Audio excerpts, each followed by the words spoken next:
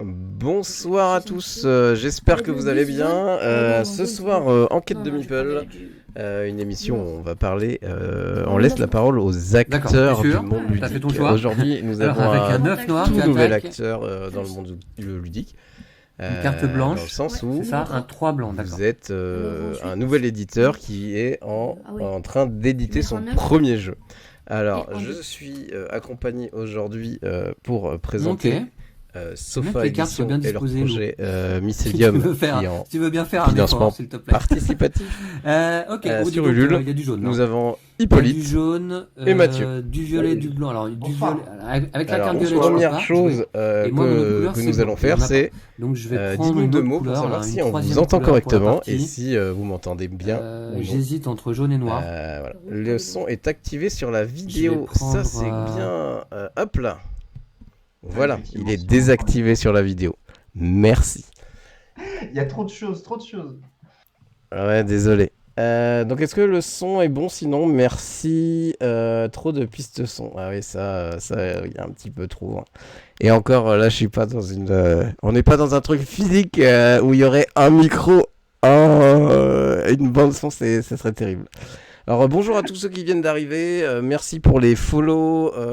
Alors je vais un truc sympa. Buric09 s'il est là, qui a suivi la chaîne il y a 11 heures. Bazar des faits, bienvenue à toi. Eilina, bienvenue à toi sur la chaîne. Bisté28, bienvenue à toi. Et merci du soutien. N'hésitez pas à parler dans le chat. Alors je suis désolé, j'étais en train de discuter, donc je n'ai pas suivi toutes les interventions dans le chat. Je vais faire plus attention à partir de maintenant, promis. Alors, on va commencer tout simplement. Est-ce que vous pouvez vous présenter vite fait l'un et l'autre? Qui êtes-vous dans Sofa Edition et par rapport au projet Mycelium? On va commencer par Hippolyte. Oui. Alors, qui je suis dans le projet Mycelium? Bonjour à tout le monde déjà, et puis merci de nous accueillir sur ta chaîne Twitch. Dans Mycelium, je suis celui qui crée les jeux à la base. Je suis l'auteur du coup de Mycelium et des prochains jeux qu'on veut éditer. Et du coup, après, on a beaucoup de répartition des tâches dans le travail qu'on fait, mais vraiment, moi, à la base, c'est vraiment la création de jeux, en tout cas dans la boîte. Et toi, Mathieu? Voilà. Moi, du coup, pour le coup, j'ai rejoint Hippolyte parce que lui, il crée des jeux depuis très longtemps et je lui filais un coup de main pour festival et prototypage des jeux. Et on a décidé de monter Sofa Edition parce que j'ai apporté des compétences complémentaires aux siennes. Donc, lui, il crée les jeux et moi, je m'occupe un petit peu de l'aspect graphisme, communication avec les imprimeurs et j'apporte tout l'aspect technique sur le graphisme dans la boîte, dans l'idée. Merci. Bonjour Nossi Féroce et bonjour Lucassi. Et j'ai toujours du mal, hein.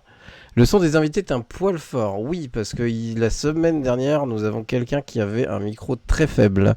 Je vais de ce pas diminuer. Et bonsoir tout le monde. Diminuer le son. Voilà. J'espère que ça sera mieux comme ça.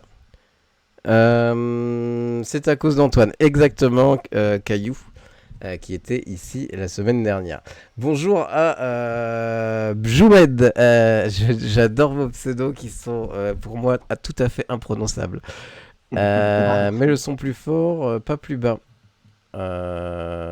Normalement, ça devrait être bon là. Allez hop, un massacre d'un pseudo qui n'est pas le mien. Je suis désolé, hein. Ah, c'est le risque de se pointer sur c'est une très fiche très photo, risqué hein. comme métier. Voilà, Night Pro, ça c'est un vrai bienvenue à toi. Donc oui, vraiment désolé. Donc pour faire plus ample connaissance avec vous, la tradition ici c'est un petit portrait chinois ludique. Donc faut imaginer, vous imaginez ce que vous voulez. Il y a une apocalypse, vous êtes seul sur une île déserte, vous êtes bloqué dans une ludothèque, je ne sais pas. Vous faites ce que vous voulez. Mais en gros, s'il devait rester qu'un seul auteur, vous choisiriez qui? Et là, je vais demander d'abord à Hippolyte. Un seul auteur, hein, c'est difficile. Ah, c'est très difficile. Moi, j'irais Christophe Bollinger, parce que je ne sais pas si vous connaissez, c'est l'auteur de Archipelago, qui a fait d'autres jeux, et en fait, il a une manière de créer les jeux qui est super intéressante. C'est vraiment, il a une touche que les autres n'ont pas. Je vous invite vraiment à tester ces jeux, ils sont vraiment cool. C'est très technique, il fait des jeux très très techniques. Et ouais, moi je garderais Christophe Bollinger. Mathieu? Alors moi, ça va être compliqué, hein, parce que niveau connaissance en termes de créateurs de jeux, c'est plus les jeux en soi que je connais plus que les créateurs. Là, j'ai triché parce que j'ai regardé qui a créé Dixit, parce que du coup, c'est ça que j'aurais dit potentiellement si j'avais à choisir, parce que je trouve que la manière dont ça a été conçu et l'idée qu'il y a derrière est incroyable.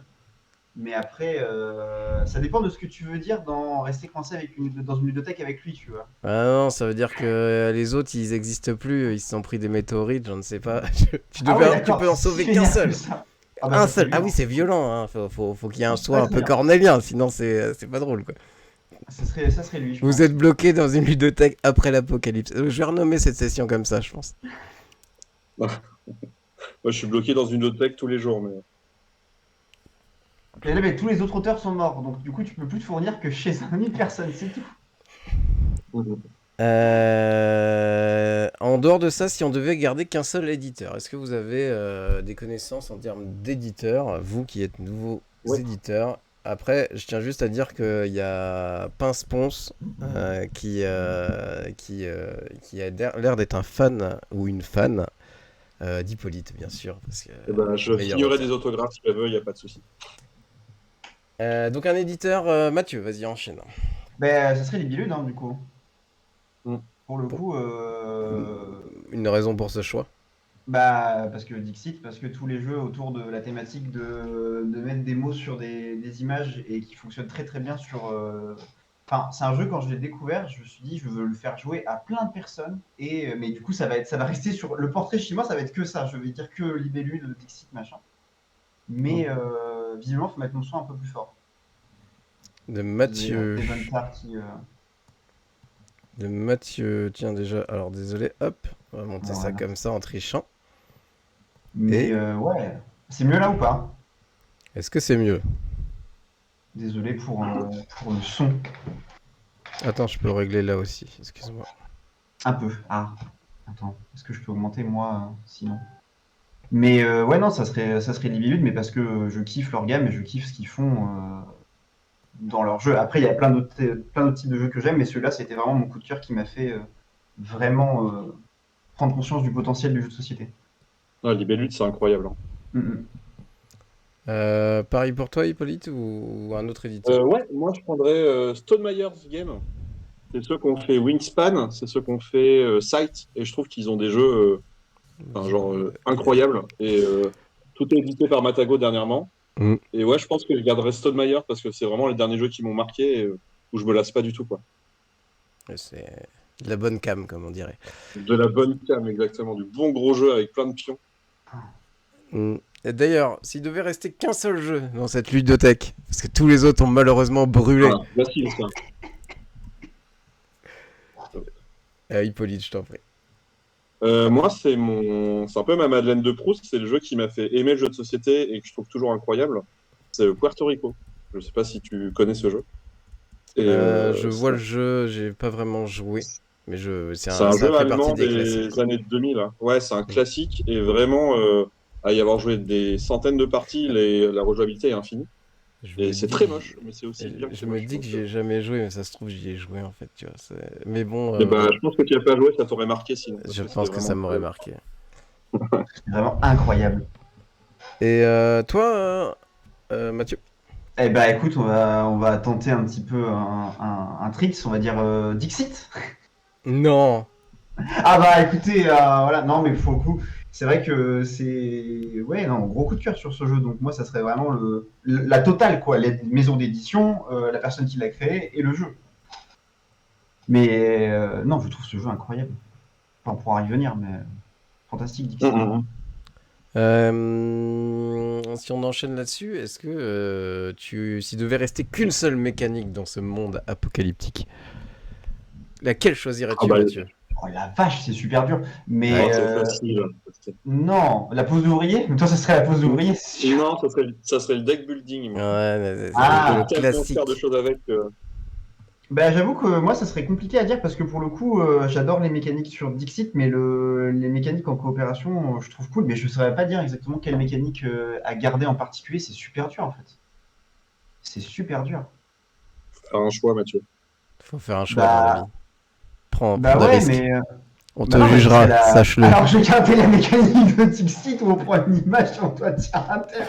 Voilà! Avec, Ouais, les bah, Dixit comme Like. le dirait que je retrouve Pince-Ponce, on aime la constance et la régularité de Mathieu.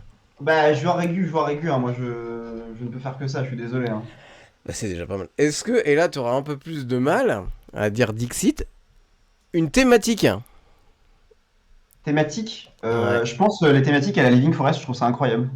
Tout ce qui est marché la de petits nature. animaux, tout ça, ouais, nature, je trouve ça très très cool. Mais en même temps, il y a pour le coup, c'est pareil, c'est en garder un, c'est compliqué. Je pense que je dirais le côté un peu nature que je trouve incroyable dans Living Forest, qui est ouf. On avait fait aussi un autre jeu où le but c'était de faire, je sais plus comment il s'appelle, le jeu avec les arbres qu'il faut faire pousser en fonction de d'où tu les Arboretum. fais. Ouais, Arboretum. Non, c'est pas Arboretum. Arboretum est incroyable aussi. Mais le jeu qu'on a joué, tu avais des modèles, enfin des arbres à assembler en 3D que tu poses C'était et qui grandissent au fur et à mesure. Synthèse ou Synthesis, un truc voilà. comme ça, Je non, crois que c'est ça. c'est Synthesis. Ah oui, oui. C'est très très cool aussi. Donc le côté nature, développement de monde, soit animal, végétal, que je trouve très cool. Donc oui, pas Dixit, quoi. Mais l'univers onirique de Dixit est très cool aussi. Donc,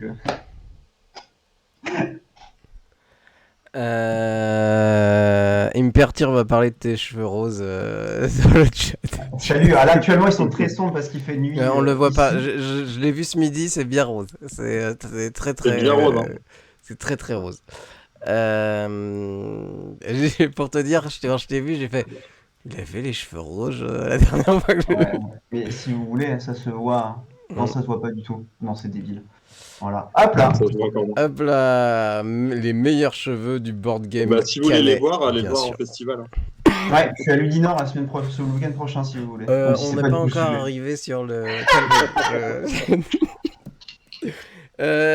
S'il devait rester qu'un seul prix, alors vous n'êtes pas encore depuis longtemps dans le game, est-ce que si il devait y avoir qu'un seul prix, est-ce qu'il y a un prix que vous aimeriez gagner dans le monde du jeu de société, que oui. vous visez, ou pas du tout? Bah, l'As d'or. L'As d'or, Ouais. c'est un peu facile. Bah, pas celui de Facile, Mandil mais- parce qu'on l'a pas eu cette année. Mais... Ouais, c'est dommage, Ouais, c'était à on ça, a- on m'a dit. Votre jeu est pas sorti à temps, il aurait fallu qu'il sorte un peu plus tôt. S'il y a un festival en particulier que vous. S'il devait en rester plus qu'un. Oh la vache, Hippolyte, fais attention à ce que tu vas dire. Pourquoi Fais attention à ce que tu vas dire, c'est Hippolyte tout, hein. Champry commence. Les interludes Non, je dirais Partenay. Partenay, c'est incroyable. Partenay. Partenay, c'est vraiment Enfin, avoir fait tous les gros festivals quasiment de France, Partenay, c'est le meilleur. Vraiment, le chat, allez à Partenay une fois dans votre vie, c'est incroyable. Alors c'est plutôt Le- très très cool à faire. Ça dure 2 Oui. semaines. C'est Ah, y a dans les- le centre-ville. Il y a des rues complètes qui sont réservées à ça. C'est vraiment très sympa et très familial. Donc faut vraiment pas hésiter à faire un partenaire. Je valide. Allez-y avant l'apocalypse, comme le dirait Caillou, c'est mieux. Mathieu, est-ce que tu as un festival de cœur ou...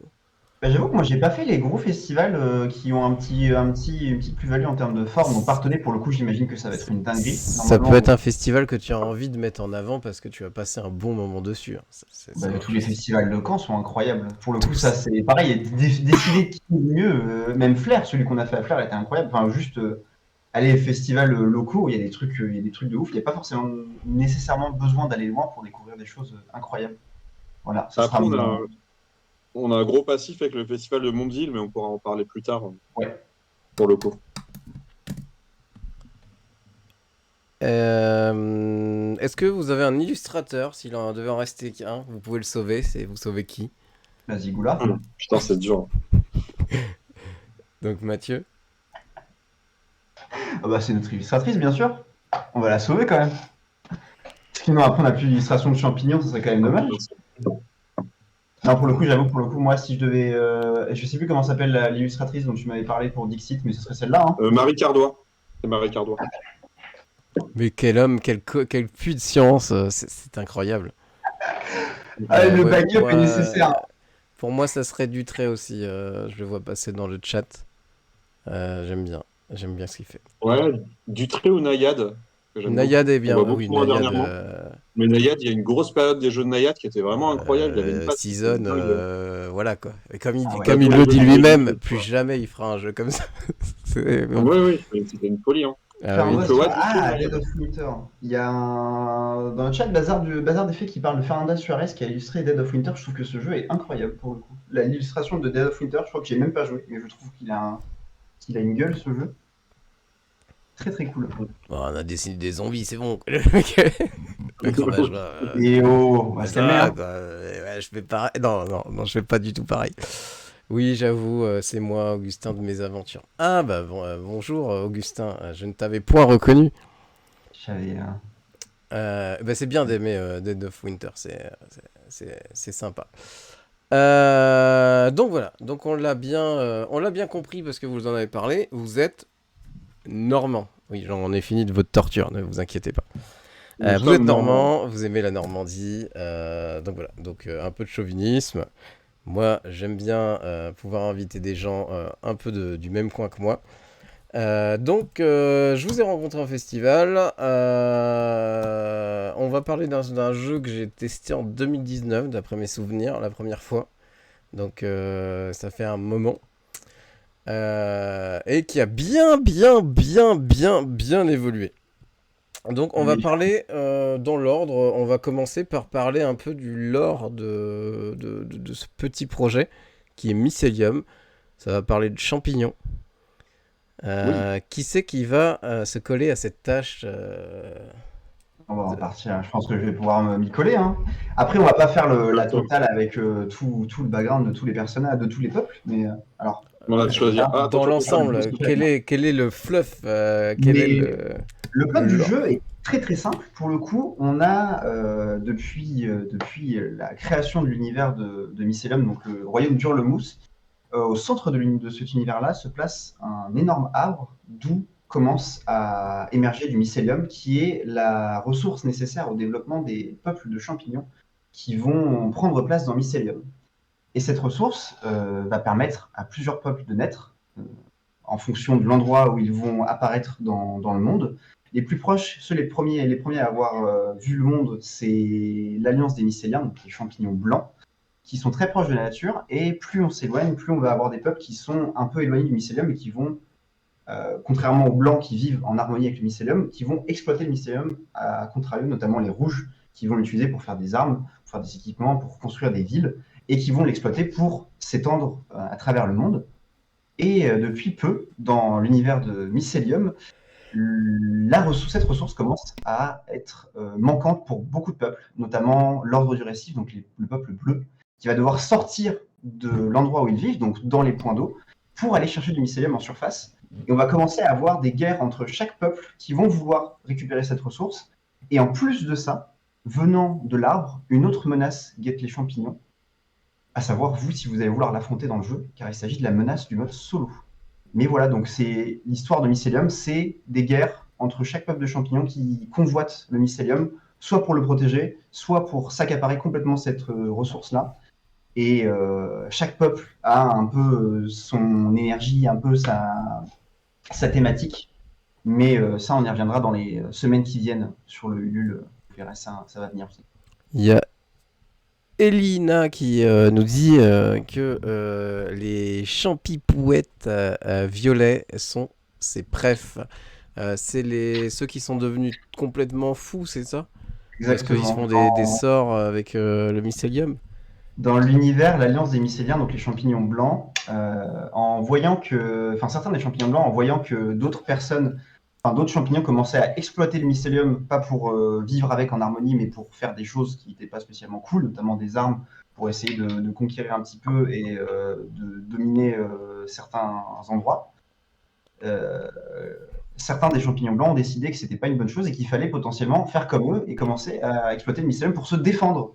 Sauf que ça a juste séparé l'alliance des mycéliens en deux. Donc certains des champignons blancs se sont tirés pour commencer à faire des recherches sur le mycélium, à créer des sorts pour pouvoir se défendre. Et à force de vivre en dehors de l'arbre et très loin de l'endroit où ils ont commencé à voir le monde, et ben ils ont devenu complètement violets et complètement tarés à force de faire des expériences, à force de faire des sorts, des potions et des conneries comme ça. Voilà, voilà. Bienvenue à toi dans le chat ou dans le chat. Ouais, on parle du chat aussi qui a envie de sauter sur l'écran derrière. Donc Naja qui est bien sûr Hippolyte. N'hésitez pas à dire bonjour à Freya. Hein. Donc Freya. Oui. Alors moi je peux pas montrer Gandalf parce qu'il n'est pas dans la pièce, mais il a pu faire la connaissance de Mathieu ce midi. Incroyable ce chien, très très très très mignon. Donc merci pour cette page de lore. Maintenant qu'on connaît un peu le lore, est-ce que vous pouvez potentiellement expliquer rapidement en quoi consistent les règles du jeu? Bah, je peux m'y atteler. Bon, je pense. En tant qu'auteur du jeu, je peux essayer. Le mycélium, donc les règles, en fait, c'est très simple, comme on peut voir sur l'écran, c'est qu'en fait, on va avoir des cartes avec juste un chiffre et une couleur. Dans le jeu, il y a, comme disait Mathieu très bien, il y avait 6 familles de champignons, et du coup, sur une carte, c'est une famille et sa valeur qui va du coup de 1 à 10. À mon tour de jeu, en fait, je choisis une carte sur la ligne de jeu, et je vais pouvoir manger une carte adjacente. Une carte qui est forcément plus petite. Et du coup, en fait, ce que je mange, ça fait mes points de victoire. Et avec quoi je mange, ça devient mon armée. Et dans le jeu, j'ai le droit de contrôler que 3 armées. Donc plus vite je prends mes 3 armées, plus vite l'adversaire sait avec quoi je vais jouer. Parce qu'en fait, la deuxième phase de jeu, c'est replacer des cartes dans la zone de jeu pour que l'adversaire puisse jouer. Donc plus vite je sais ce que l'adversaire va jouer, plus vite je vais essayer de le gêner. Donc c'est un vrai jeu de blocage, où il va falloir gêner, optimiser ses coups et ainsi de suite. En gros. C'est aussi simple que ça? C'est aussi simple que ça. C'est vraiment l'objectif qu'on a créé le jeu, c'était de prouver qu'on pouvait faire un jeu avec beaucoup de profondeur de jeu, mais à l'épuration la plus totale dans le matériel et dans les règles. C'est-à-dire que vraiment, il y a 3 règles de jeu. Il y a un matériel, on peut vraiment pas aller en dessous en termes d'information, mais on n'a pas pour autant enlevé de profondeur au jeu. Donc vraiment, c'est très très accessible. Je valide. C'est très simple à comprendre, c'est très rapide à jouer, ou pas. Je suis désolé Mathieu, on va citer Annie. J'ai une collègue avec qui on joue justement le mardi, au mardi midi jeu qu'on fait au boulot. Donc Mathieu est venu faire tester justement le jeu à mes collègues. Et j'ai une collègue qui s'appelle Annie et bien sûr on n'arrête pas de la vanner parce que elle est très lente à jouer. Donc c'est pas le jeu le problème, c'est bien les joueurs.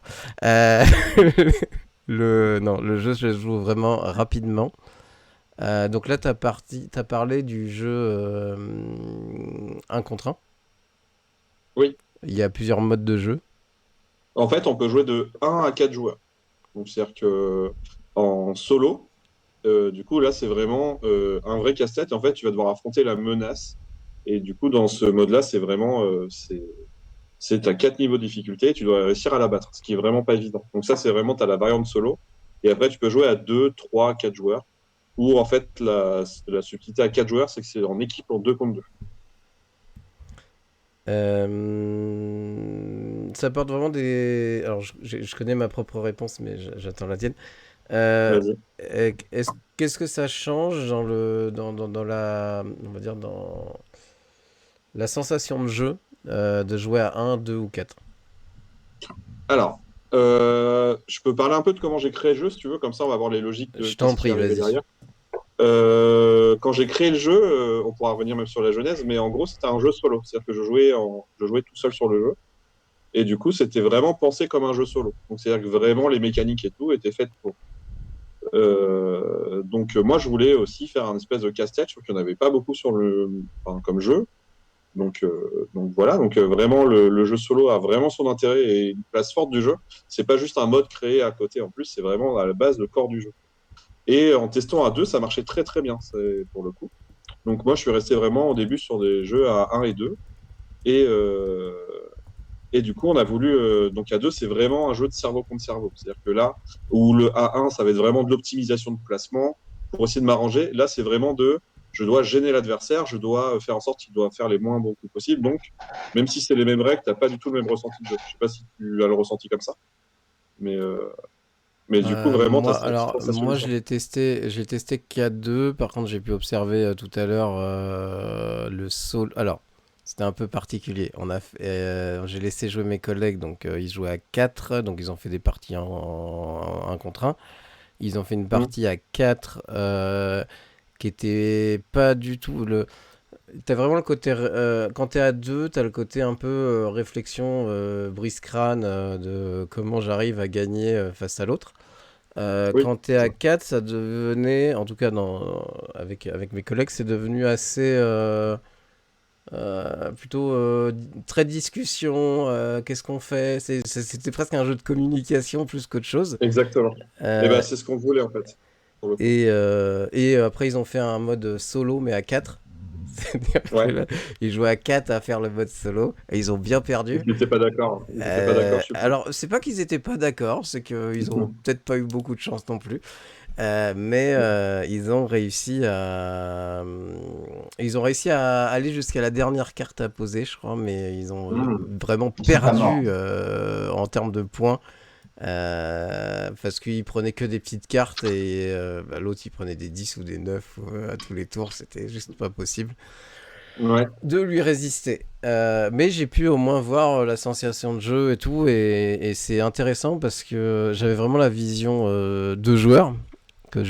qui est très cool, hein, vraiment en jeu rapide à deux, qui est très simple et à la fois assez complexe pour.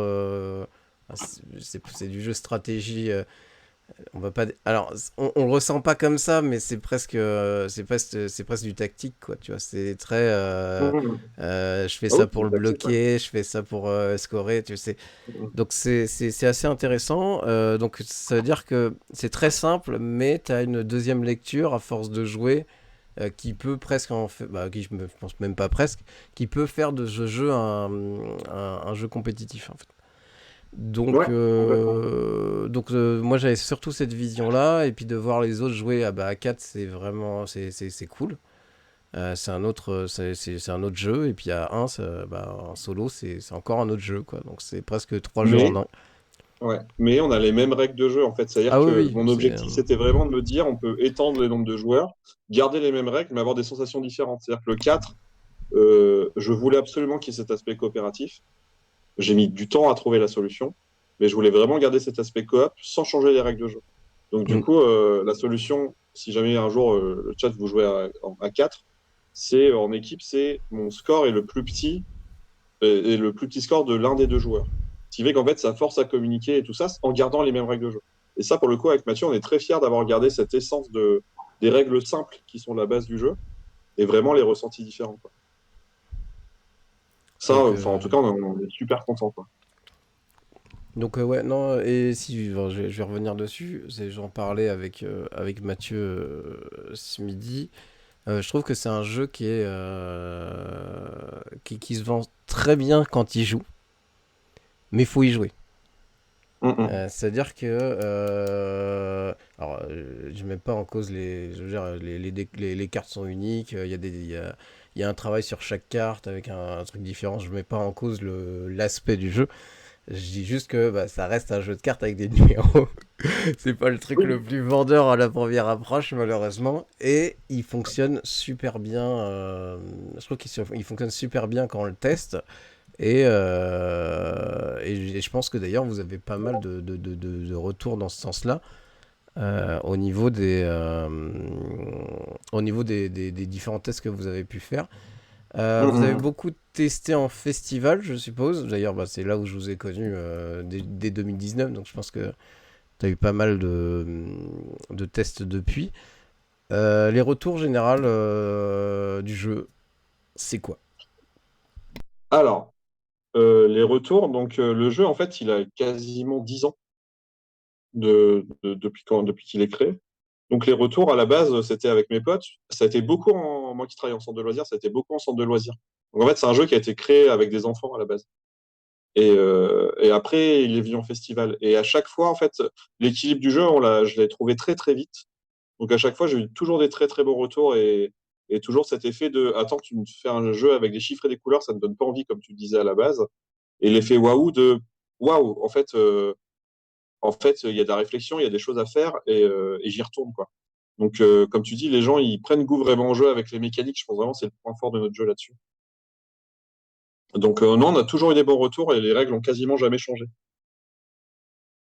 Ouais, sauf il y a quelques. C'était quoi, il y a 3 ans? Sur le principe des Oui, piles. Ouais. il y a une règle qui a changé et c'est Bruno Catala, d'ailleurs, quand on parlait d'auteur, qui du coup m'a conseillé pour tendre vers ça. Je lui avais présenté le jeu, il m'a dit que c'était bien, mais qu'il manquait quelque chose et il m'a mis le doigt sur ce qui manquait. Et le jeu a vraiment pris de l'envergure de. Je me souviens que c'était le moment où, en fait, techniquement, les piles. T'avais 3 piles et c'était retourné, c'est ça? C'était face recto, Euh, inverse sur les piles. En fait, à la place d'avoir 3 piles visibles, 3 pioches visibles sur le côté, comme on peut voir On à avait l'écran, qu'une. c'était une pioche face cachée et on Voilà. retournait 2 cartes visibles qui seraient les prochaines à placer. Donc il n'y Et avait pas pour le de coup, placement intéressant ou quoi que ce soit. il n'y avait pas de, comment dire, enfin, de prévision des coups qui vont arriver. Donc en fait, tu avais moins de maîtrise sur le jeu et comment ça se jouait. Et moi, je me souviens que pour le coup, quand j'y avais joué la première fois, je trouvais le jeu sympa, mais pas transcendant. Et pour le coup, le fait de changer ça et de permettre aux gens de voir ce qui allait arriver et de prévoir pour essayer de bloquer leurs adversaires, je trouvais que ça changeait Ça a tout complètement débloqué. Ouais. comment ça. Ouais, je trouvais que ça changeait complètement le jeu et que ça permettait de justement de se mettre dans l'idée de OK, si je te laisse ça, toi tu vas pouvoir me laisser ça. Et ça rentrait encore plus dans l'idée d'un jeu de réflexion très facile à prendre en main parce qu'on avait toutes les informations. Le jeu est très facile d'accès parce qu'on voit tout ce qui va se passer. On a 10 cartes, enfin 10 cartes de chaque couleur et c'est marre. Et on sait ce qui va arriver. Et je trouve que les 3 pioches face visible, cette petite modification-là a fait que le jeu a pris une ampleur encore plus réflexion et ça n'a pas tout changé, mais franchement, ça a apporté un truc en plus, quoi. Ouais, sans changer les règles. Et comme on dit, les 3 pioches, en fait, c'était l'équilibre. Est-ce qu'on mettait 2, 3, 4, 5 pioches? 3 pioches, en fait, c'est un peu de la frustration positive. C'est assez pour avoir du choix, mais ça demande de la réflexion et de l'optimisation sur le peu que j'ai en fait d'informations. Mm. Et du coup, on est vraiment resté là-dessus en mode c'est vraiment ce jeu en fait en termes de règles, on n'a rien inventé, mais je pense que c'est l'équilibre qu'on a trouvé entre le nombre de couleurs, le nombre de valeurs jusqu'où ça va et le placement et tout qui fait que ça marche vraiment bien, quoi. Enfin, c'est vraiment cette frustration de j'ai du contrôle, mais il va falloir que je fasse quand même bien attention. Du coup, merci Bruno Catala, quoi. Merci beaucoup. Il y a Zekouné qui demande si tu as encore ton proto en bois, Hippo.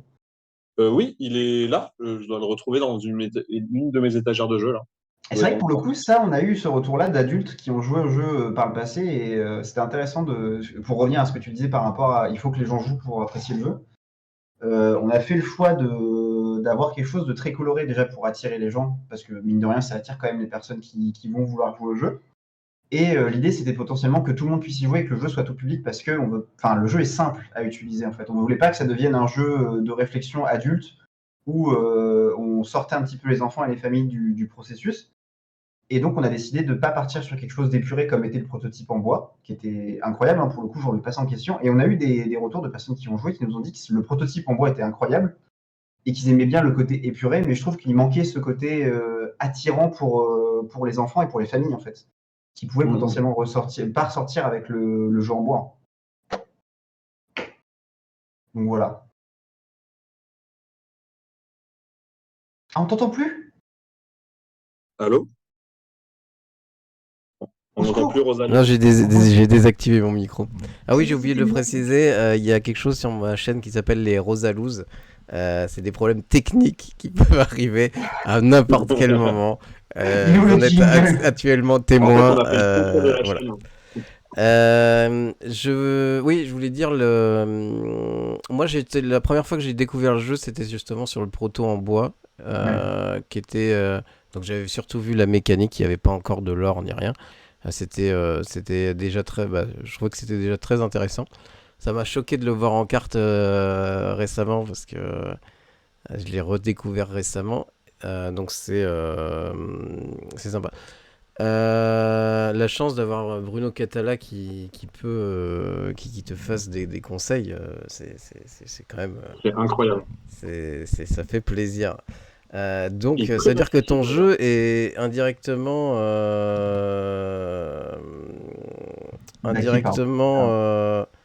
validé par Bruno? Je dirais pas validé, mais en fait, c'est quelqu'un qui est, on m'a dit, d'ultra accessible. Et en fait, pour l'histoire, j'avais rencontré Alexandre Droit. Je ne sais pas si tu connais comme auteur Alexandre Droit. C'est un des seuls en France qui vit du métier d'auteur. Et en fait, il m'a dit, il a testé mon jeu et il m'a dit que on lui fait tester souvent 20 jeux et que dans les 20, il y en a un seul de bon et celui-là faisait partie des 1 sur 20. Et c'est le genre de trucs qui font assez plaisir. Donc, quand tu as Alexandre Droit qui dit ça, quand tu as Catala, en fait, qui est ultra accessible, tu peux lui envoyer un mail, il va te répondre dans la semaine. Et vraiment, il a lu les règles, il a regardé, il a fait l'effort. Et il a vraiment, en disant, ce que j'aime beaucoup, ce qu'il a fait, c'est qu'il ne s'est pas approprié le jeu. C'est-à-dire qu'il n'a pas dit, moi, à ta place, je ferais ça. Et il a dit, moi, la problématique que je vois dans ton jeu, si tu veux qu'il soit bon, c'est ça. Maintenant, démerde-toi pour trouver la solution. Et du coup, ça, je trouve que c'est vraiment super sain. Et je le remercie de ça. C'est-à-dire que, pour le coup, c'est un jeu qui est 100% sur mes propres choix. Mais j'ai été guidé et conseillé, en fait. Et ça, pour le coup, merci beaucoup, quoi. Merci à lui. Plein de problèmes techniques ce soir. Mais ça va, c'est très discret. Je voulais dire un autre truc sur le jeu solo. Parce que tu l'as pas précisé, mais il y a des niveaux de difficulté en mode solo. Vas-y, si tu veux en parler. Après, je donnerai mon avis sur ce mode solo. Alors, en fait, à la base, j'avais fait qu'un seul mode solo. C'est le premier niveau, où même moi, je n'y arrivais pas parce que malheureusement, je suis très nul à mes jeux. Donc, si moi, je les teste, et ben, pour moi, ça te paraissait déjà difficile. Sauf qu'à faire tester avec d'autres gens, en fait, c'est pas que c'était difficile, c'est moi qui étais vraiment nul. Donc, il fallait réfléchir à d'autres modes solo, et c'est avec Thomas Planète, je ne sais pas si tu connais, qui a fait Turbulence. Allô ? Je vois Turbulence. Et Thomas Planète, du coup, qui est quelqu'un qui était intéressé par le jeu, il m'a dit il faut vraiment que tu développes d'autres modes solo.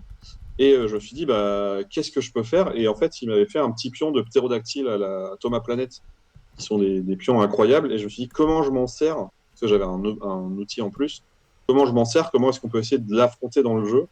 Et du coup, j'ai dû développer plusieurs niveaux. Et en fait, ça découlait. Enfin, c'est venu tout seul, quoi. C'est venu tout seul, les niveaux derrière avec la menace, qui à la base est un ptérodactyle, hein, pour ceux qui l'ont testé. Je ne sais pas s'il y en a qui l'ont déjà testé avec le ptérodactyle. Mais du coup, vraiment, c'est venu tout seul et c'était assez efficace, quoi. Et j'étais assez surpris de me dire qu'en fait, moi qui pensais avoir tout vu sur mon jeu, on pouvait aller encore plus loin, on pouvait encore trouver des choses. Et du coup, j'ai trouvé 4 bons niveaux de jeu, peut-être plus, mais ça, on peut en parler plus tard. Mon avis sur le mode solo, comment dire, faut aimer la souffrance et la douleur. Ça a l'air excessivement dur. C'est terrible. Non, si vraiment vous aimez les gens qui aiment vraiment les gros casse-têtes, franchement, je pense qu'ils vont se faire un plaisir là-dessus parce que c'est vraiment c'est vraiment particulier. Non, c'est pas dur. Oui, il paraît qu'il y a des gens qui gagnent toujours et tout. C'est la personne dont je te parlais. Hein. Et ouais, je m'en suis douté que c'était. Non, mais faut pas l'écouter. Faut pas l'écouter. Ah bah si, il faut l'écouter par rapport à Ah votre oui, non. Je pense qu'à force, justement, on y arrive. Mais non, la première approche, moi, je trouve que ça a l'air excessivement dur. Alors, faut aimer, hein, je dis pas que c'est pas un défaut. C'est juste que si vous aimez la difficulté dans les jeux, franchement, le mode solo, il est bien. Voilà. Et ben, C'est- pour le coup, c'est pour ça qu'il y a différents niveaux. C'est que toi, si tu as du mal, le niveau 1, il va être très bien pour toi. Ah, mais moi, je Le parle déjà 1, du niveau. Non, mais c'est Même ça, pas, c'est j'essaye tout le seul. niveau 3. Le niveau 3, ça a l'air d'être complètement suicidaire. Hop là. Non, ça va au final, ça va. Mais en fait, c'est ce Je sais que je pas ce trouve qui arrive. intéressant dans la création de jeux solo. Ça, si tu veux, je peux en dire un peu plus. Mais pour moi, la bonne frustration dans un jeu solo, c'est que si tu arrives du premier coup à 100%, c'est pas un bon jeu. Et Ah que oui, oui, un ouais. jeu, tu vas devoir réussir en 1, 2, 3, 4 tentatives. C'est-à-dire que le jeu te met à l'épreuve et c'est là en fait où ta réussite à la fin elle est ultra satisfaisante. C'est-à-dire que vraiment c'est accessible, hein. Tu peux y arriver. À toi de trouver les bonnes stratégies et tu vas y arriver au bout de 2, 3, 4 parties. Tu vas pas y arriver à la première, donc si tu abandonnes à la première, c'est vrai que c'est un peu difficile vu comme ça, mais vraiment, tous les gens que j'ai vus qui ont voulu y arriver, ils y arrivent. C'est pas Oui, non, inaccessible. j'en suis sûr. J'ai eu le même problème avec The Loop, Ouais. qui était considéré comme très très très très dur. J'ai fait tous les niveaux normaux en une fois sans difficulté.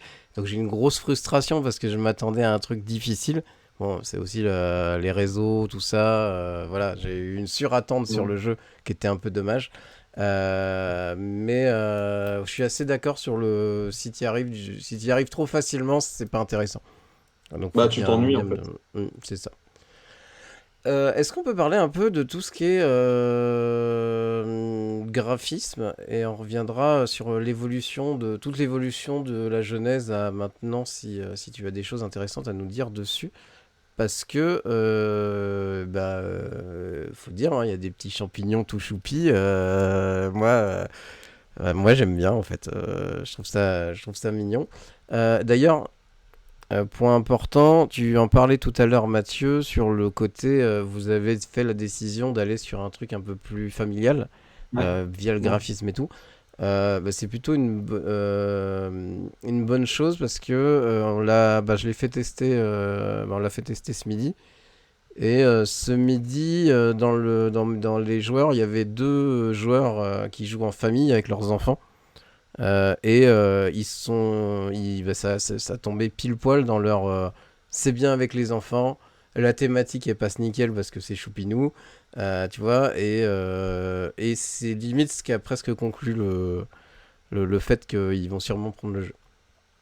En tout cas, Mais il y en je a un doute qui qu'ils le peuvent prend, prendre l'autre plaisir. non. Mm. Donc c'était un bon choix et je trouve que les illules et tout, je trouve ça mignon. Moi, j'ai hâte de voir une BD sur l'histoire de Mycelium. Un JDR. Un JDR, un JDR, ça doit être incroyable, un JDR. Ah, le cinématique universe. Et les choupignons, comme dirait Nico. Donc, parle-nous, oui, pouvez-vous nous parler de ces illus, l'illustratrice, je crois. Oui, tout à fait. Comment ça s'est fait, etc. Est-ce que ça s'est fait directement, tout ça, je vous laisse. Bah, pour le coup, je pense que ça, je vais pouvoir un peu dire comment ça s'est fait. En gros, l'idée de vouloir faire un jeu plus accessible, c'est arrivé très très vite, sachant qu'on savait déjà de base qu'on allait faire un jeu de cartes parce que le principe du jeu en bois, au-delà du fait que c'était le côté sobriété qu'on voulait pas spécialement, que c'était impossible à faire pour un premier jeu, on s'est dit que ce serait plus simple de partir sur un jeu de cartes pour l'éditer. Et on s'est dit que l'étendre à plus de gens en faisant en sorte que les illustrations plaisent à tout le monde et que ça soit tout public, on s'est très vite dirigé dessus. Et Skoula, qui est une illustratrice qu'on connaît depuis longtemps, qui est aussi une amie, c'est venu très vite sur la table. On s'est dit, bah, en fait, on sait ce qu'elle fait, on sait comment elle travaille et on veut travailler avec elle. En fait. L'objectif, c'est de faire un jeu qui soit familial, où n'importe qui puisse jouer, mais ceux qui veulent aller plus loin, bah, une fois qu'ils ont découvert le jeu avec leurs enfants ou même tout seuls, potentiellement, ils ressortent le jeu le soir quand ils sont tous les deux sans leurs enfants, les parents potentiellement, et ils essaient de se tuer dessus. C'est possible aussi. Il y a les deux aspects du jeu. Et c'est arrivé, en fait, quand on a commencé à créer Sofa Edition, la décision de faire Mycelium en premier était déjà là. Et en plus de ça, la décision de faire des illustrations avec Zigoulat est déjà là aussi, pour le coup. Surtout qu'on avait testé un autre proto avec elle pour voir si ça collait bien aussi, parce que c'était ses premiers projets. Et du coup, on l'avait testé vraiment. On a un proto, si jamais il y en a qui voudront le tester en festival, qui sera peut-être un des futurs jeux de Sofa Edition. Et vraiment, ça collait super bien avec son univers. Elle vient d'où? Est-ce que vous avez un réseau, on peut la suivre, quelque chose? Elle est sur Instagram et sur Facebook. Je vais mettre si je peux mettre des Normalement, liens. tu peux sûrement, sinon tu me les envoies sur Discord et je les Ok. Et ben, je vais faire ça pour ceux qui. et puis je la rajouterai dans le replay. Donc pour ceux qui veulent pas rater les replays, il y a la chaîne YouTube où on est 21. N'hésitez pas à la suivre. Il y a que des replays dessus. Ne vous inquiétez pas. Si vous êtes en live tous les mardis soirs, vous ne ratez rien. Merci pour le partage. Voilà, et merci pour ce premier message, Skullmad. de rien. C'est gentil.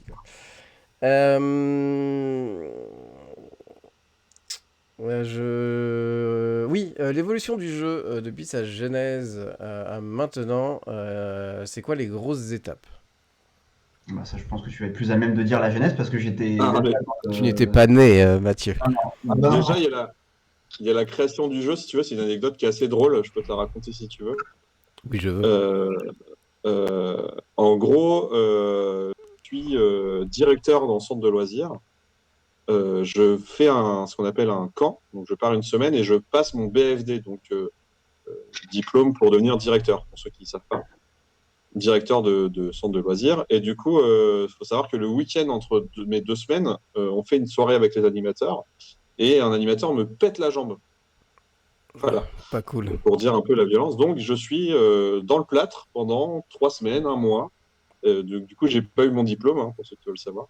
Et du coup, en fait, je me retrouve chez des potes qui s'occupent de moi et je me retrouve tout seul la journée s'ils travaillent. Et j'ai envie de créer un jeu parce que je commence à m'ennuyer. Au bout d'un moment, j'ai plus envie de geeker ou de faire quoi que ce soit. Et du coup, il me file 6 feutres, donc c'est d'où les 6 couleurs, quelques crayons et un ciseau. Donc vraiment, c'était en mode débrouille-toi avec ça. Et là, je me suis dit, mais attends, faut vraiment que j'aille faire un jeu solo. T'es en train de me dire que si t'avais eu 7 feutres, il y aurait eu 7 couleurs? C'est possible. C'est incroyable. Et du coup, en gros, c'est vraiment je suis tout seul, donc il faut que je me fasse un jeu solo. J'ai pas beaucoup de matos, je peux pas imprimer de trucs, donc vraiment c'était avec mes petits papiers, donc vraiment si je peux pas les retrouver, mais du coup voilà, ça fonctionne, donc je me dis ouais, ça marche bien.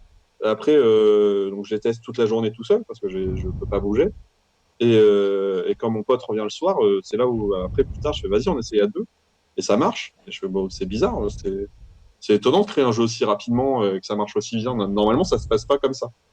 Non, ça se passe pas comme ça. Et après du coup ouais, non, c'est pour le coup, c'est un coup de chance.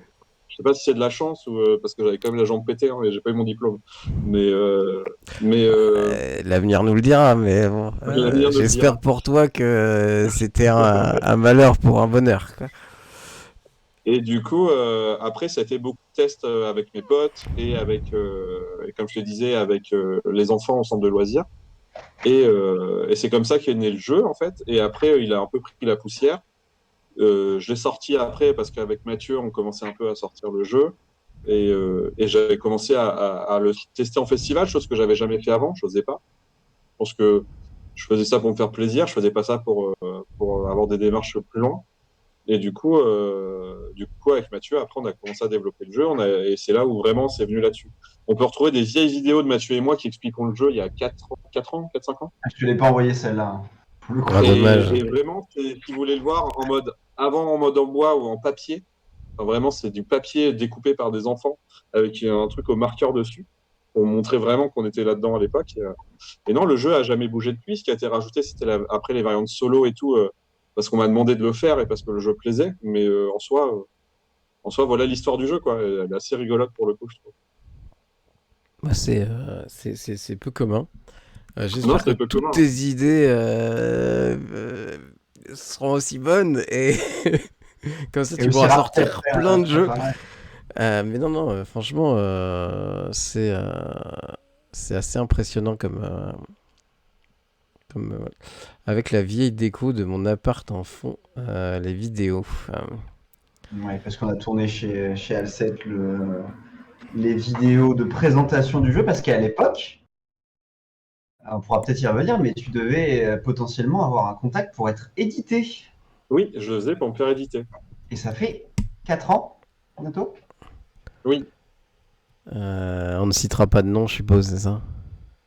On peut Bon, citer des noms, oui, il n'y a pas de souci. en soi, je pense pas que ce soit problématique, parce qu'il n'y a rien eu de fait au final. Donc, Il n'y a rien eu de fait, mais il y a eu beaucoup d'étapes de passé, quoi. Donc, en fait, il y a plusieurs maisons d'édition qui étaient intéressées, d'autres beaucoup plus que d'autres. Enfin, beaucoup plus, et où vraiment ça s'est développé. Et dont, du coup, Blue Orange, qui, du coup, à l'époque, cherchait à développer une gamme solo de joueurs. Et Mm. qui, du coup, Blue Orange cherche à faire des jeux qui n'ont pas de texte. Donc, donc mon jeu, je pense, rentrait totalement dans ce qu'il cherchait pour Mm. l'époque. Et en fait, vraiment, il y a eu plusieurs mails. Ils ont un proto chez eux. Enfin, ça s'est vraiment développé. Mais Covid et tout fait que bah, on n'a plus de nouvelles et que tout ça a été mis vraiment de côté, quoi. Covid, pas de bol. Il y a Non. Zekune qui demande si Frontier est du même acabit sur ses origines. Non. Pour Et ben, l'interrogation. non, bah, je pourrais expliquer sur Frontier comment je l'ai créé. C'est une autre manière de faire. Mais je me suis pas pété une jambe à ce moment-là. Oui, non, c'est la donc d'un reprise de coup le jeu est vachement moins bon, quoi, tu vois. Non, Il y avait pas tu toute traces la un truc quand tu recette de réussite. Donc si vous voulez réussir un jeu de société, vous vous pétez la jambe. Et après, vous faites péter la jambe, sinon ça ne marche pas. D'ailleurs, faut Ouais, quelqu'un c'est ça. d'autre. Faut rater un diplôme. Ça fait beaucoup de conditions Il quand faut même. avoir que 6 feutres et pas 7. Du coup, C'est enfin, voilà. Non, mais D'ailleurs, c'est marrant. Avec du ça m'a recul, c'est donné rigolo, hein. parce que je sais que des fois sur le Discord des Clacos, le collectif canet des auteurs, ludique des auteurs canets. Des fois, ils cherchent des mini game jam à faire, des trucs comme ça. Et franchement, faites un truc. Vous ouvrez un tiroir, il y a du matériel dedans, vous faites un jeu avec, hein. Franchement, donc c'est c'est quoi, c'est super plan, quoi. incroyable. T'ouvres un tiroir au pif. Tu mets des trucs dans des tiroirs. Chacun, il ouvre un tiroir, il doit faire un jeu avec le contenu du tiroir. Ça doit être J'ai incroyable. d'autres jeux avec du matériel improbable qu'il faut que je développe. Mais je peux pas en dire plus. J'ai pas envie qu'on pique mes idées. Je vois qu'il y a des Ouais, gens je du comprends, Clacos dans quoi. le coin. Comme une Ouais, fais boîte de attention. camembert. Ouais, Ah, une c'est boîte de ça. camembert, Tu mais fais des faut petites piquer là. boîtes de camembert avec des trucs à la con dedans, et bim. Mhm. Ouais, je Mais pense ça, on y avait que. réfléchi, hein. On va se recentrer un peu. Le Ulule. Oui. Donc vous avez décidé d'aller sur un financement participatif. Oui. Parce que tu n'arrivais pas à conclure avec des éditeurs ou parce que tu avais une vraie volonté d'aller sur de l'auto-édition.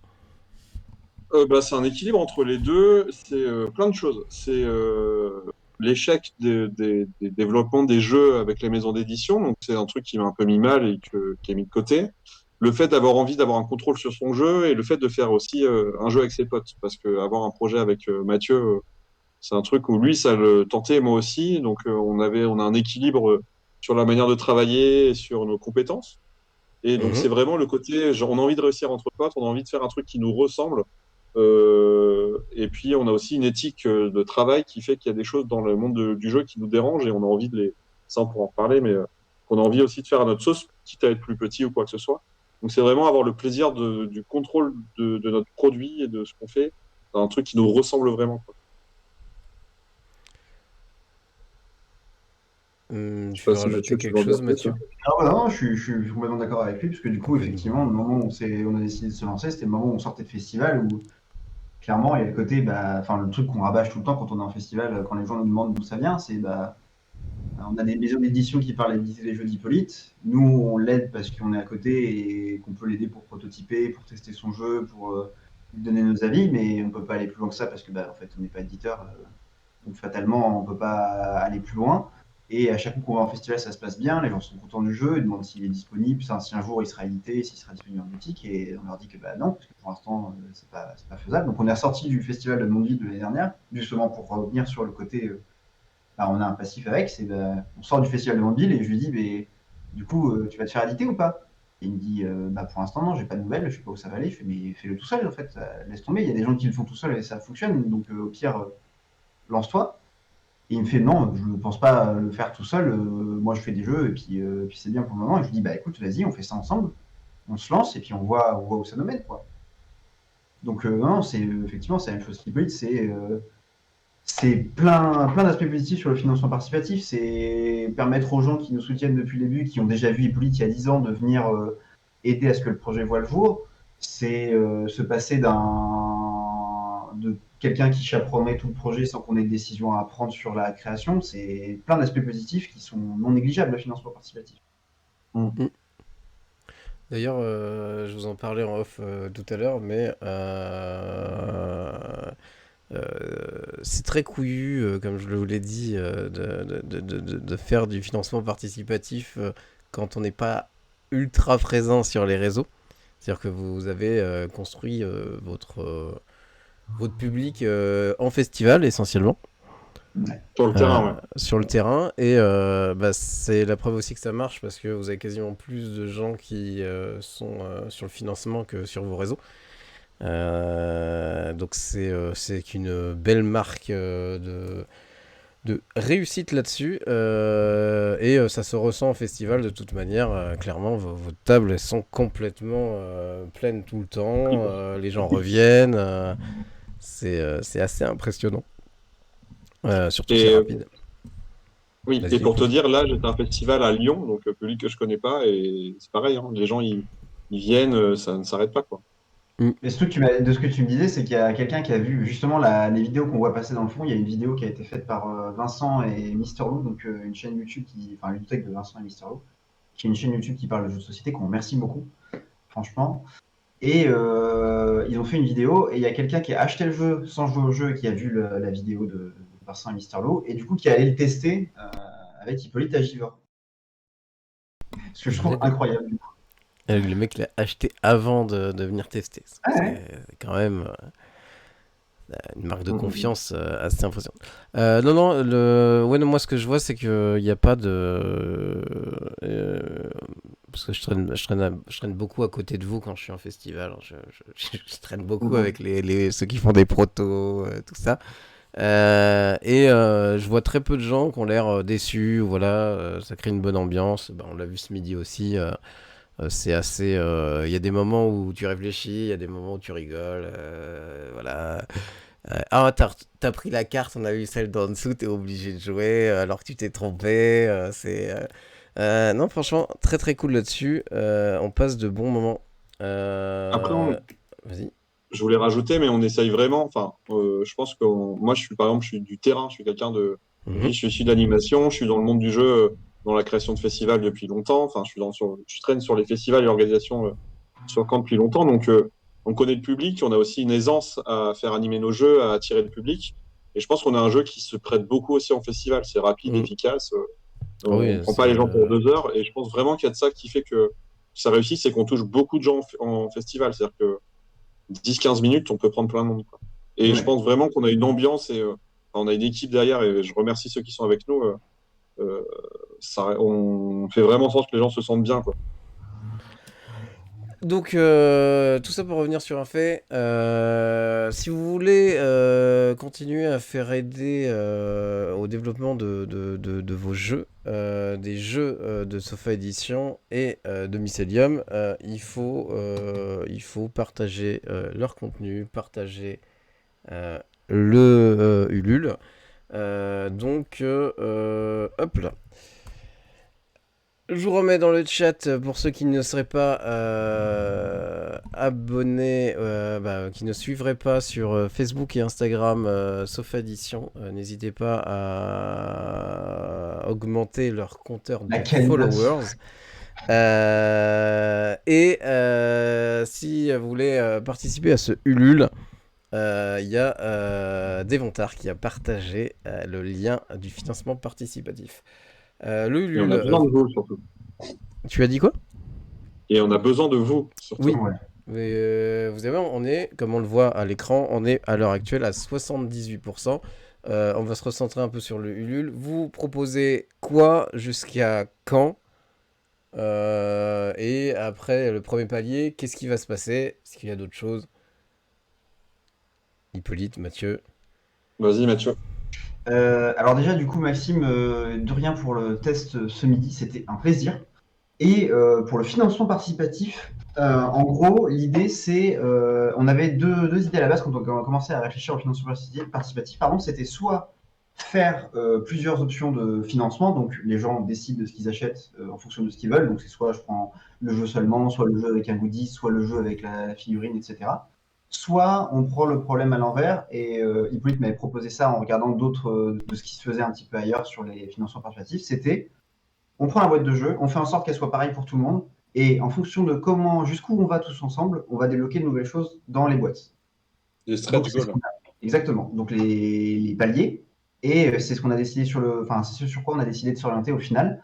Et on a très peu d'options de financement. Donc là, on a que la boîte de base, la boîte avec la figurine, et parce que la figurine c'est un peu plus compliqué à mettre en place dans une grosse quantité de boîtes si le Yule cartonne, donc on a préféré le faire en séparé, et l'option à 5 euros où on remercie la personne sur les règles de jeu. Et donc, à 6 000 euros, on atteint le palier de financement du jeu, donc on crée le jeu existera, tous ceux qui ont participé auront le jeu. Et après, plus on augmentera dans les paliers, donc on a 8 000, 10 000, 12 000, etc., plus on augmentera dans les paliers, plus on débloquera de choses. Ça peut être des goodies, ça peut être des améliorations de qualité de la boîte et des cartes, ça peut être... alors oui, il y avait aussi une option unique aquarelle, mais elle a été prise, je sais pas, 3 minutes après le lancement du financement, donc elle a disparu très très vite.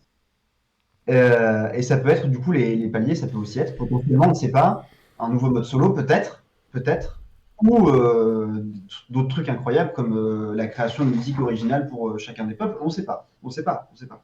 On sait pas. On- Et pour on ça, sait il va pas. falloir donner. Exactement. Ouais. Euh, Donc c'est votre premier lancement. Vous avez déjà 78% avec à peu près 200 followers sur Insta et Facebook. Donc c'est bien. Euh, Est-ce que vous avez lancé justement en termes de communication des actions, des choses en dehors de ce beau live? Bah là, on a été présent sur les festivals tout le mois de Essentiellement, mars. oui. On a été présent en festival. Le but, c'est d'être présent le maximum d'endroits. Donc nous, on va se déplacer en bar à jeu. On s'est déjà déplacé en bar. On se déplace en En ludothèque boutique? pour rencontrer, en boutique pour aller voir les personnes qui sont intéressées aussi également. Et on avait du coup principalement les festivals, c'est notre principal, enfin c'est l'endroit où on veut être pour faire découvrir le jeu aux gens. On veut que les gens puissent jouer facilement. Donc c'est rencontrer les personnes directement, aller voir les bars qui seraient intéressés pour faire découvrir notre jeu. On a essayé d'en faire un maximum. Donc là cette semaine c'est assez calme parce qu'on va avoir le Ludinor en fin de semaine. Donc on se concentre dessus pour cette semaine-là. Et on a aussi des événements du côté de Lyon, parce que du coup Hippolyte pour l'instant est sur Lyon. Donc lui aussi il fait des événements de son côté. Donc on essaie de faire un maximum de choses. Et s'il y a des gens qui veulent pas, qui veulent potentiellement proposer, qui tiennent des bars ou qui sont disponibles pour faire découvrir le jeu, il ne faut pas hésiter aussi à venir vers nous, à venir faire tester comme tu l'as fait à ton Ce travail ce midi, midi. ouais. C'est un plaisir de le faire découvrir. Donc c'est essentiellement un festival. Les dates des prochains festivals où on pourra tester le jeu avec vous. Bah, du coup, là, il nous reste Du Nord. Ludinor ce mois-ci Du Nord. Et au après. festival. Et après, on n'a plus de festival en mois de mars. C'est terminé. D'accord. Donc après, ça Ouais. sera après. Et courant avril, début avril, il y a quelque chose peut-être? Non, il y avait un festival sur Paris, mais sur lequel on n'a pas pu se positionner. C'était le festival. Non, d'ailleurs, c'était pas en avril, c'était ce mois-ci, je crois. Le festival du Fantastique, je crois. Oui. Mais non, là, il nous reste en Enfin, gros festival, il nous reste Nord, et après, ça sera barrageux. Je vais essayer d'aller sur Paris aussi, faire découvrir dans les différents barrageux. Et je vais aller sur le Mans aussi, dans la région. L'objectif, c'est de toucher au plus proche de chez nous. Donc là, il faut qu'on communique dessus dans les prochains jours pour mettre les... donc si vous êtes dans le Nord, je vous invite à aller à Ludinor pour découvrir Mycelium en direct, live, et vous faire votre propre idée. Vous avez envoyé des boîtes à des youtubeurs, Oui. des gens pour mettre en avant le jeu quand même. Et ben, on a plusieurs youtubeurs qui nous ont fait et qui vont nous faire des vidéos. Donc là, tu les as mis en fond, on a les premières qui sont sorties. On a des jeux qui sont dans les bars à jeux de camp. Donc on peut les tester à la case départ ou au Warp Zone. Vous pouvez y aller. Et d'ailleurs, même au Warp Zone, il y a un cocktail Mycelium pendant ce mois-ci, Oui, exprès. parce que vous avez fait Donc, votre départ notre lancement. de Ulule dans un bar à Caen, qui est un bar Exactement. plutôt spécialisé jeux vidéo, mais qui peut être très chouette aussi pour faire du Oui, jeu de société. exactement. Donc en fait, on a dans plusieurs bars, donc si vous voulez les tester, on les a envoyés à plusieurs youtubeurs, influenceurs. Et, et puis il est dans une ludothèque aussi, à Flers. Donc on peut le retrouver à quelques endroits. Oui. On peut même le retrouver dans le sud. On a des ludothèques dans le sud de la France, proche de Cannes, qui ont même le jeu. Donc c'est cool. Est-ce que vous avez pensé à... Parce que alors là, on va parler pour un peu plus tard et tout. Le jeu, j'ai trouvé que justement, en termes de tournois, de jeux compétitifs, ça peut être intéressant, qu'il y a un vrai truc à faire avec. Je dis ça parce que j'ai géré une communauté de joueurs où on faisait des tournois tous les mois, etc. sur BGA, par exemple. Donc Board Game Arena, pour ceux qui ne connaissent pas. Est-ce que vous avez pensé justement à faire une version numérique qui pourrait être disponible sur Board Game Arena, parce que les mécaniques font que ça doit pas être très compliqué à développer, et qui pourrait, vous faire une source de revenus si c'est en mode premium, et de l'autre côté vous faire un peu une visibilité aussi autre, extérieure, via un site du genre BGA ou voilà, Mmh. essentiellement. Bah, Est-ce il que y a vous de avez plus en plus de réfléchi à monde ça? moi, qui me parle de BGA. Il y a de plus en plus de monde qui me parle de BGA, ça me paraît assez pertinent. Et nous, on avait aussi comme idée avec Mathieu, mais il va peut-être plus détailler parce que c'est plus son domaine, la création d'une application. On s'est dit que c'est un jeu qui fonctionnerait super bien comme ça. Donc à terme, on aimerait bien être là-dessus, mais je sais pas si tu veux en dire plus, Mathieu. Là, pour l'instant, j'avoue que c'est un truc qui nous trottait. On y a commencé à réfléchir pour le financement participatif. On imaginait potentiellement le mettre dedans. Mais en un an, c'était compliqué de voir un petit peu le temps qu'il nous faudrait pour faire l'application, le modèle économique de l'application, si on fait un jeu complet ou si on fait si on fait un jeu payant, si on fait un jeu gratuit. Le truc, du coup, ce qu'on a décidé de faire, c'est de le repousser un peu plus tard et de commencer à voir avec des gens autour de nous, parce que sur Caen, mine de rien, en termes de programmation, il y a quand même des gens qui sont assez doués. On a des gens dans notre entourage qui travaillent là-dedans aussi. Donc nous, on commence à placer nos billes un peu là-dessus pour voir avec eux comment on pourrait faire, si c'est faisable, si c'est pas trop compliqué. Et va falloir qu'on réfléchisse aussi au modèle économique de l'application, si on la met en application pure. Et après, si on fait sur BGA, forcément, ce serait peut-être un peu plus simple. Mais l'idée, ça sera en tout cas de faire le mode solo dans un premier temps, juste le mode solo, parce que c'est le truc effectivement qui est assez simple, parce qu'il y a une logique, il n'y a pas de logique de matchmaking, il y a pas de réflexion un peu plus poussée sur comment on fait en sorte que les adversaires se rencontrent, etc. Donc beaucoup plus simple à coder. Mais peut-être à terme, on réfléchira aussi à faire la version 2 joueurs, 3 joueurs, 4 joueurs. Mais là, pour l'instant, version solo, et je pense que ça serait la première étape. Mais donner des délais ou quoi que ce soit, je pourrais pas trop donner par rapport à ça. Mais Je ne demandais pas de délai particulier, au moins une prévision de savoir si vous y avez pensé ou pas. ouais, on aimerait bien en tout cas. On verra si Euh, on peut le faire, mais c'est dans les tuyaux. et parce qu'il y a la toile des jeux qui dit sympa votre live, merci pour le passage de la vidéo. Et oui, très bonne idée sur BGA. Non, c'est plutôt nous qui te remercions de nous autoriser à passer tes vidéos. Merci pour la vidéo, au passage, qu'on peut Oui. te dire Oui, en visu. Merci beaucoup en vrai. pour les vidéos. C'était très très cool. Merci à toi. Ça m'a perdu. C'est pas grand-chose. Bon, c'est toujours ça, hein, Ah tu bah sais, si. un peu de visibilité. En plus, tu commences à en avoir quand même un petit peu. Donc, c'est cool de faire ça. Donc, BGA, l'avenir après la mise en. Bah, déjà, livraison de Mycelium, ça serait pour quand si vous êtes. Enfin, je pense Fin que vous d'année. le saurez, hein, je suis pas inquiet, mais. Ouais, fin d'année, on compte faire fabriquer en septembre-octobre grand maximum pour livraison novembre-décembre grand max. L'objectif, c'est que les Avant gens puissent Noël, l'avoir pour Noël. grossièrement. D'accord, donc réception avant Noël. Si vous savez, Ouais, si vous voulez faire un beau cadeau de Noël, ça peut être des idées commandées en masse. Et puis comme ça, vous offrez. Je vais peut-être faire ça, moi d'ailleurs. c'est le C'est moment pas hein, con. pour en profiter. On va pas te dire non. Je comprends pas. Auriez-vous un intérêt financier à la chose? Bah, bien sûr. Point du tout. Point du tout. Nous vivons d'amour et Euh, d'offrage, n'est-ce pas? Ah bah c'est comme ça qu'on vit de mieux. Euh, Donc ça, et chose particulière qui n'est pas forcément mise en avant, c'est que vous avez eu la volonté de faire d'une fabrication française. Oui,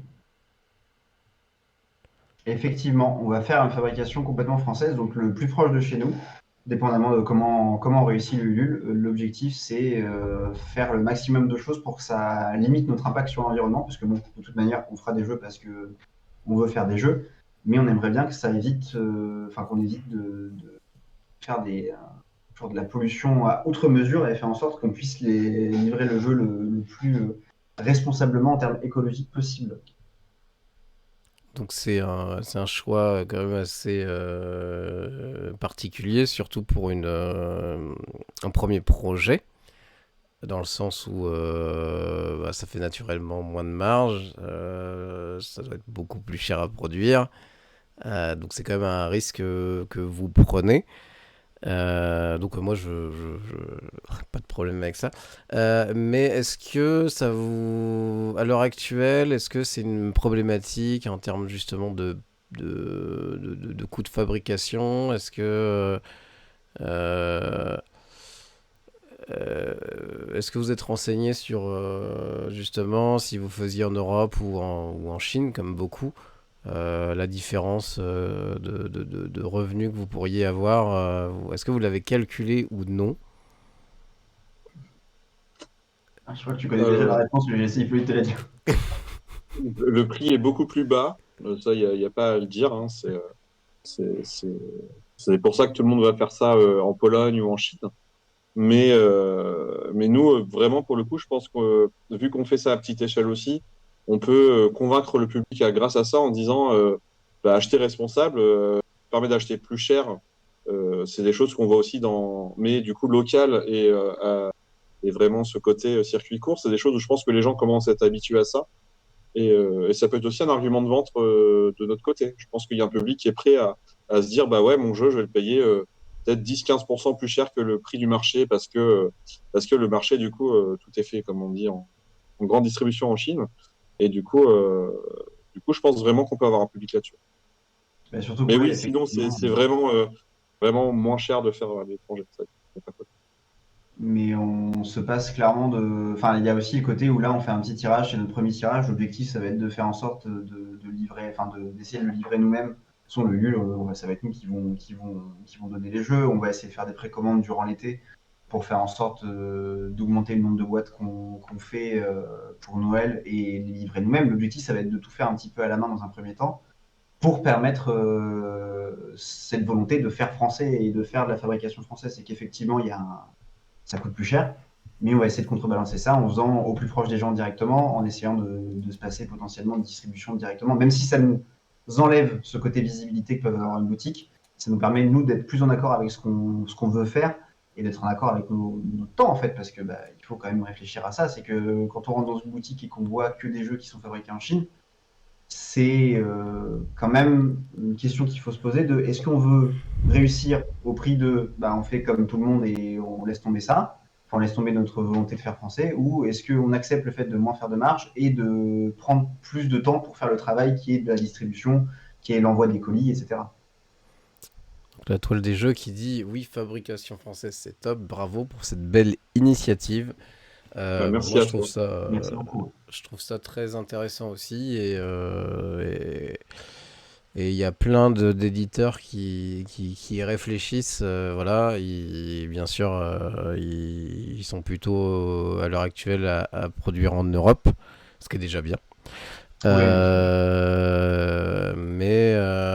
Mais beaucoup n'ont pas franchi le pas du français justement à cause de ces différences de coûts. Donc la vraie problématique, comme tu le dis, c'est que comme ton jeu va être un peu plus cher, les boutiques vont normalement avoir plus de mal à le vendre parce que il y a dans l'esprit humain la terrible pensée que une taille de boîte égale un prix de jeu. Oui, Par exactement. exemple, il y en a d'autres. Quand on fait un financement participatif, on doit vendre un kilo de figurines plus qu'autre chose. Il y a plein de règles assez aberrantes chez l'être humain dans le monde du jeu de société. Mais résultat, les boutiques vont avoir du mal à vendre, donc sont naturellement peut-être un peu moins intéressés. Ça veut pas dire que si vous avez du succès, ça ne change pas.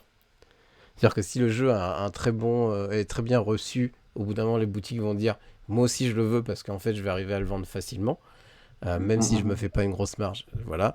Par contre, voilà, il y a des risques. Il y a Coq de Singularity qui demande si vous voulez le vendre seulement en France ou si vous avez prévision de vente européenne ou internationale. Eh ben, pour l'instant, on n'y est pas encore, mais c'est quelque chose qui ne nous choquerait pas. Commence à faire les règles en différentes langues au cas où, enfin même si au cas où le jeu fonctionne. Donc non, pour le coup, c'est pas un truc qui nous dérangerait non plus. On va savoir que Et qui pourrait arriver. l'avantage il n'y a pas de texte sur les cartes, Ouais. c'est vraiment une grosse plus-value en termes de production multilangue, etc. Exactement.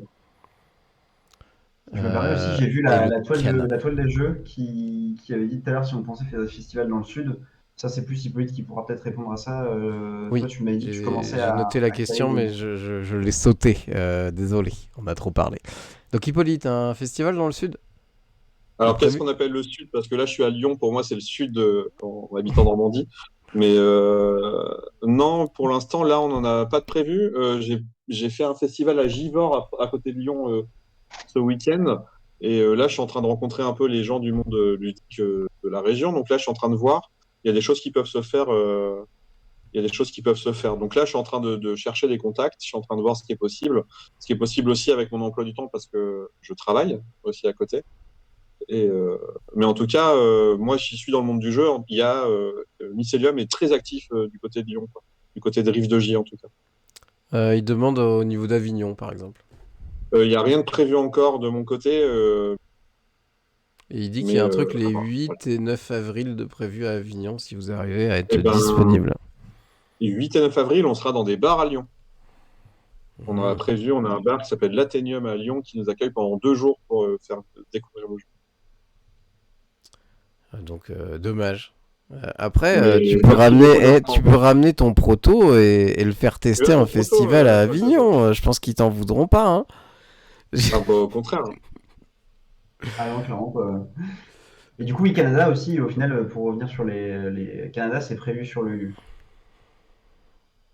C'est prévu sur le Ulule, le sur Canada. le Ulule, d'accord. Ouais. Donc voilà pour le Ulule. Donc bon, le lien est passé plusieurs fois dans le chat. Il sera en dessous de ce replay sur YouTube. N'hésitez pas à aller y faire un tour et à pledge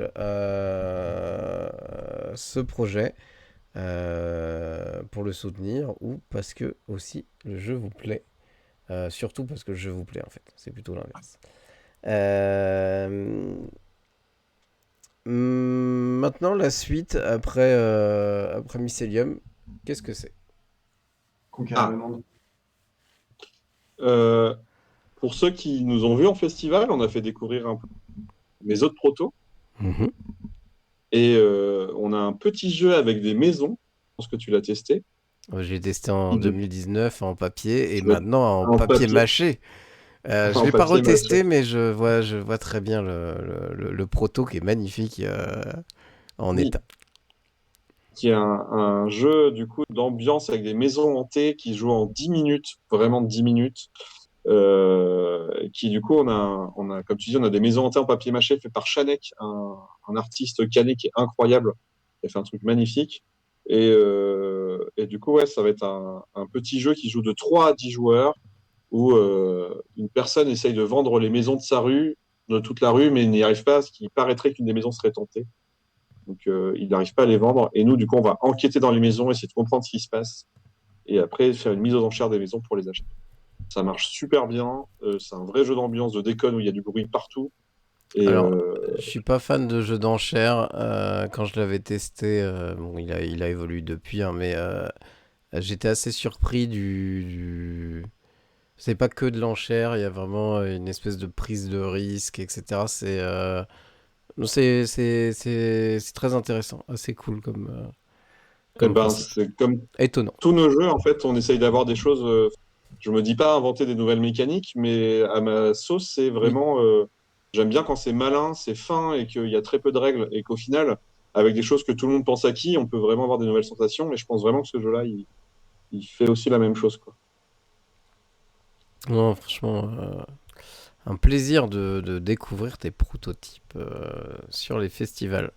Donc Et vous après, avez on a d'autres déjà jeux des aussi. trucs en interne, si je comprends bien. Est-ce Ouais. que donc on va pas parler de la création de Sofa Edition ce soir. Je pense qu'on se refera peut-être une session parce que tu m'avais dit qu'il y a plein d'histoires à raconter sur la création d'entreprises et boîtes d'édition. Donc on se gardera ça.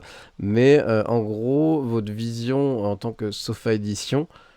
C'est dans un premier temps éditer tes jeux, ce qui me paraît Oui. assez logique.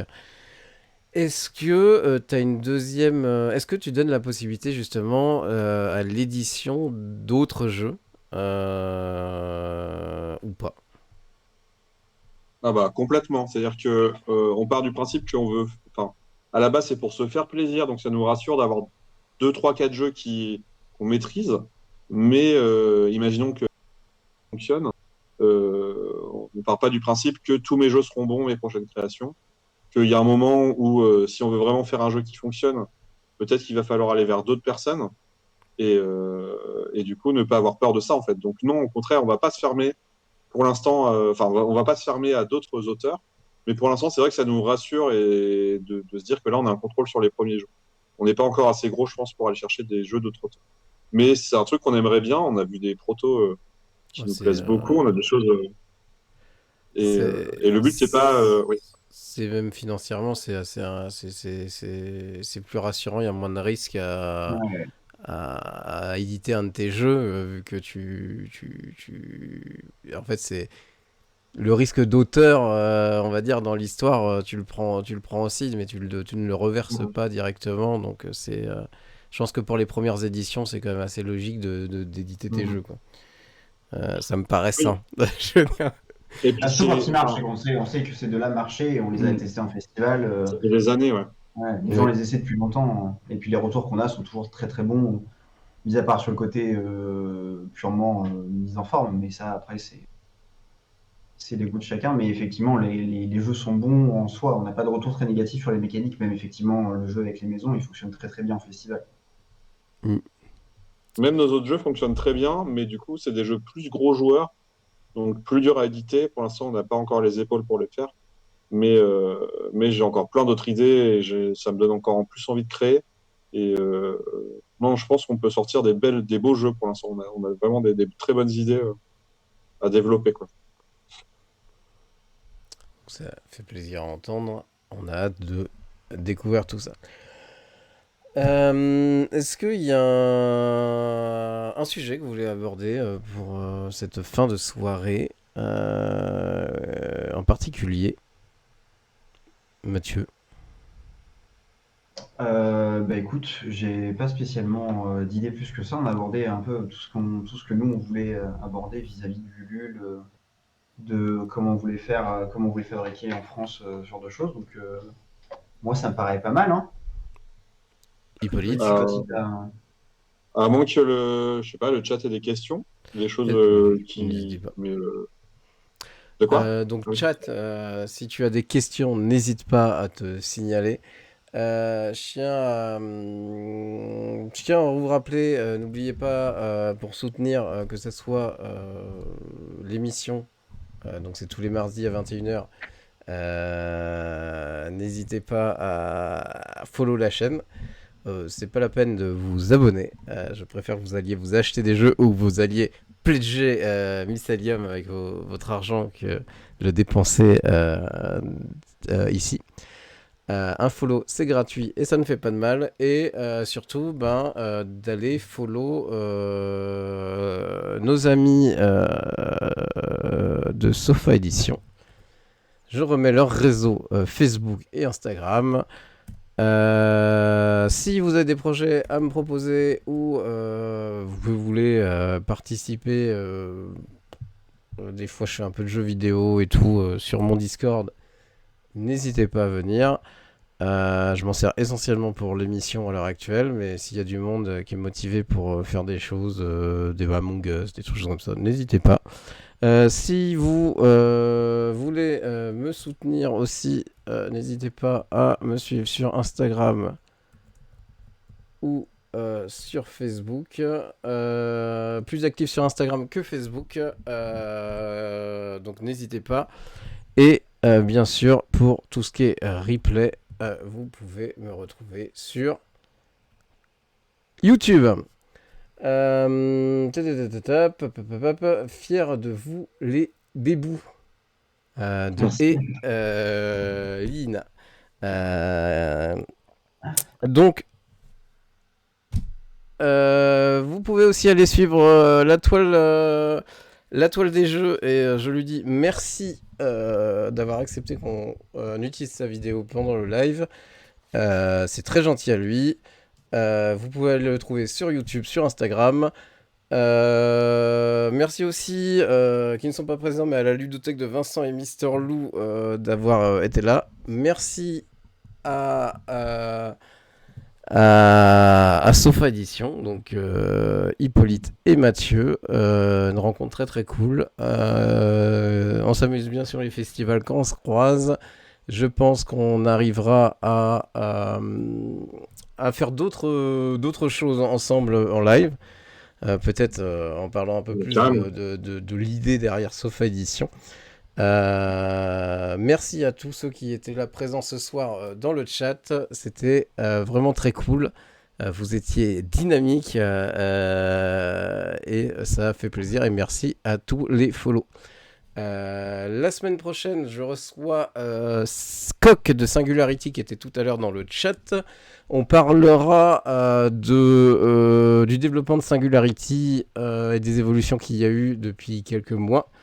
Et avec de bonnes nouvelles. Et on fera une seconde partie d'émission qui sera consacrée aux outils disponibles sur Internet pour